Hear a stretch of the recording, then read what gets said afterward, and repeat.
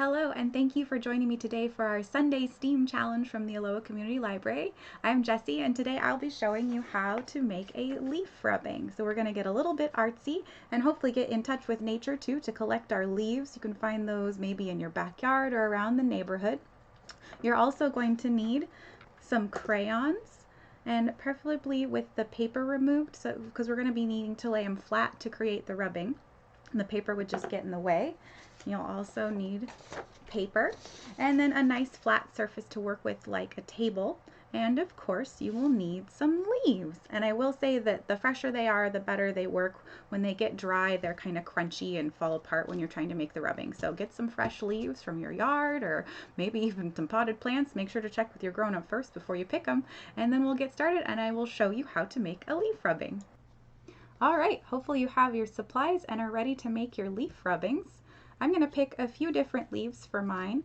You can choose just one, you can work with a couple, you can maybe just use one and then move it around if you like. I'm going to kind of make a pattern so that as I start to do my rubbing it appears. So we're going to put those underneath the paper and then lay the paper as flat as you can. I'm going to do one more over here. Won't be totally flat because there's leaves under there. And then you're going to pick a color, and darker colors work a little bit better, but you can do it with anything you like. And you're going to start rubbing with the flat of your crayon until you see the pattern of the leaves start to appear. And you're going to have to press kind of hard to get some of those textures to appear. And the veinier your leaves are, the more texture you're going to get showing through. So that one works really well, see? And the fern doesn't work quite as well because it's so fluffy. But that's part of the fun, is experimenting with what works best. I think I'll choose a few different colors to show off all the different textures of my leaves. Kind of make a leaf collage here. Oh, there's that one. Oh, there's the rest of that one there. It's kind of fun to watch them appear, I think.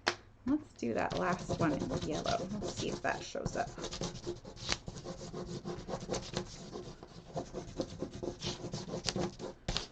And there you have it, your leaf collage. You can keep adding in some more colors. I kind of like to blend the colors together and then it looks like real autumn leaves or something. And I encourage you guys to show off your leaf rubbings once you've made them. You can tag us on social media or you can send it to info@aloalibrary.org. We would love to see what you create. Thank you so much for joining me for today's STEAM Lab. Happy leaf making. Bye.